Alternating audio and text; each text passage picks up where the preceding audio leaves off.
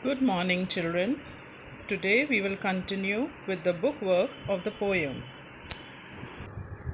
Exercise A on the next page of the poem, The Bird's Bath. Write T for true and F for false for these sentences. The first sentence, there was a pool in the garden. The answer will be true.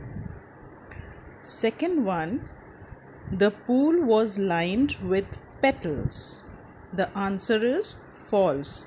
It was lined with pebbles, small stones. Number 3, the water in the pool was clean. The answer is true. Number 4, the robins did not fly down to drink water. The answer is false, because they flew down to drink water and also to bathe in that clean water. Number 5, the robins sang sweetly. The answer will be true. Now turn the page. Exercise A. Find words in the poem that are opposites of these words. Number 1, empty. The opposite of empty is full. Number 2, low. Opposite of low is high.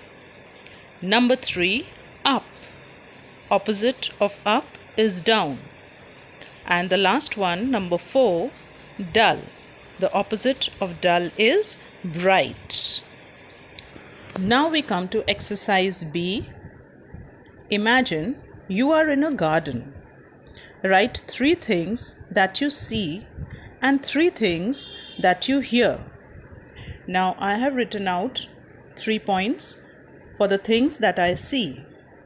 The first thing in the garden, what we usually see are flowers, beautiful colored flowers. Second, green grass. And third, trees. Then on the next side of it, things I hear. Number 1, birds chirping. That is the sound of birds chirping.